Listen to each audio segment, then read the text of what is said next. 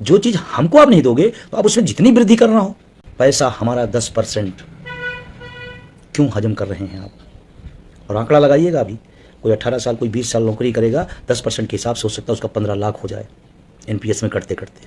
और आप हमसे क्या कर रहे हो कि हम लास्ट के 6 महीने का वेतन, उसमें तमाम टेक्निकलिटी है, कम ही है, हम जो बताएंगे उससे कम ही मिलेगा, हम अधिकतम बता रहे हैं।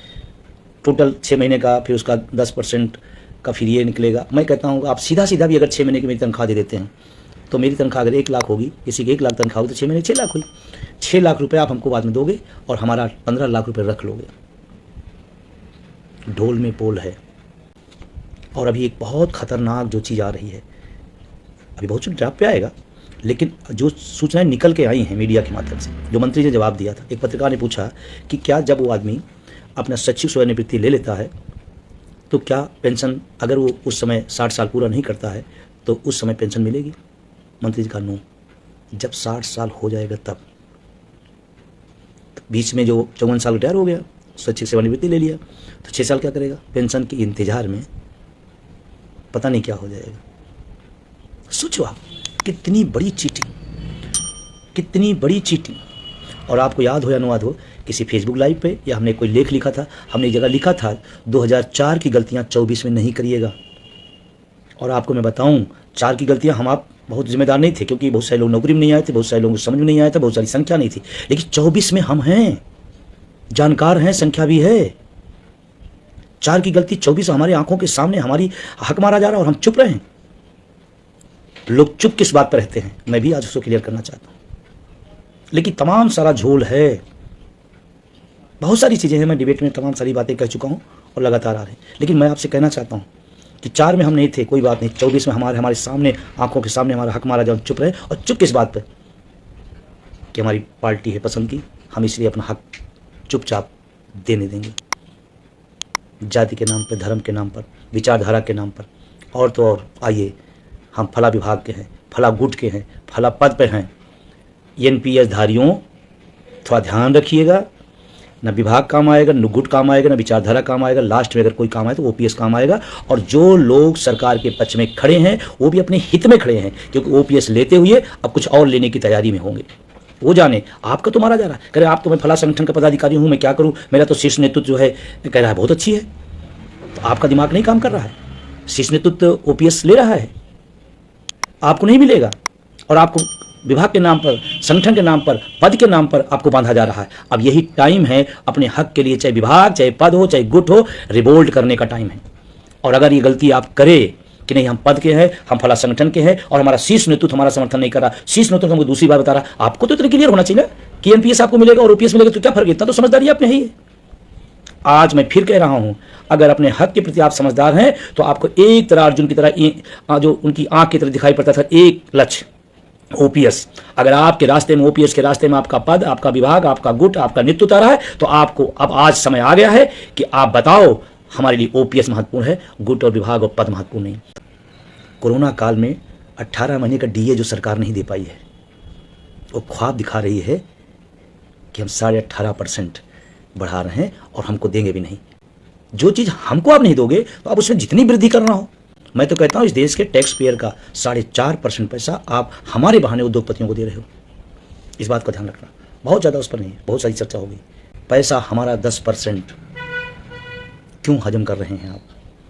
और आंकड़ा लगाइएगा, अभी कोई 18 साल कोई 20 साल नौकरी करेगा, 10% के हिसाब से हो सकता है उसका 15 लाख हो जाए एनपीएस में करते करते।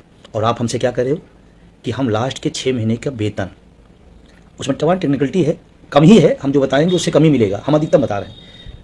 टोटल 6 महीने का, फिर उसका 10% का फिर ये निकलेगा। मैं कहता हूँ आप सीधा सीधा भी अगर 6 महीने की मेरी तनख्वाह दे देते हैं, तो मेरी तनख्वाह अगर 1 लाख होगी, किसी की 1 लाख तनख्वाह होगी तो 6 महीने 6 लाख हुई। 6 लाख रुपये आप हमको बाद में दोगे और हमारा 15 लाख रुपये रख लोगे। ढोल में पोल है। 20 साल में हमारी हो जाती थी, 25 साल कर दिया। सियोरिटी तमाम लोग बंदे कहते मैं तो फला पदाधिकारी हूँ, फला पदाधिकारी हूँ। ध्यान रखना, जो नेतृत्व आपको बता रहा है अच्छी ना, वो खुद ओपीएस ले रहा है। और मुझे तो दुख हो रहा है कि तमाम शिक्षकों कर्मचारियों के संगठन इस समय साइलेंट हैं, चुप हैं। जिस समय लाखों करोड़ों कर्मचारियों के हितों पर कुठाराघात हो रहा है, आप देख लेना तमाम शीर्ष नेतृत्व चुप है, कोई बयान नहीं आ रहा है। और अगर किसी का एक आधा आ रहा है तो समर्थन में आ रहा है। समर्थन सरकार के नहीं है, ध्यान रखना, आपके बुढ़ापे के विरोध में आ रहा है, आपके भविष्य के विरोध में आ रहा है।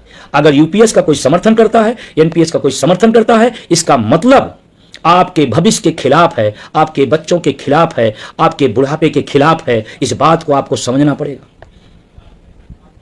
इस बात को आपको समझना पड़ेगा। 4 की गलती 24 में नहीं।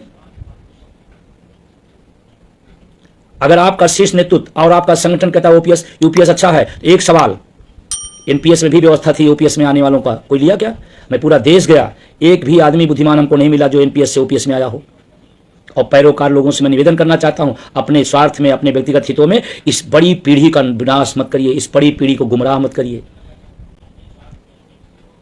ये व्यवस्था आई है, वापस की जा सकती है, लेकिन अगर पीढ़ियों के साथ अन्याय हो गया तो पूरी जिंदगी टीस रहेगी। और मैं आज भी अटेवा एनएम ओपीएस और तमाम उसके सहयोगी संगठनों से एक लक्ष्य पर, सिर्फ ओपीएस, सिर्फ ओपीएस।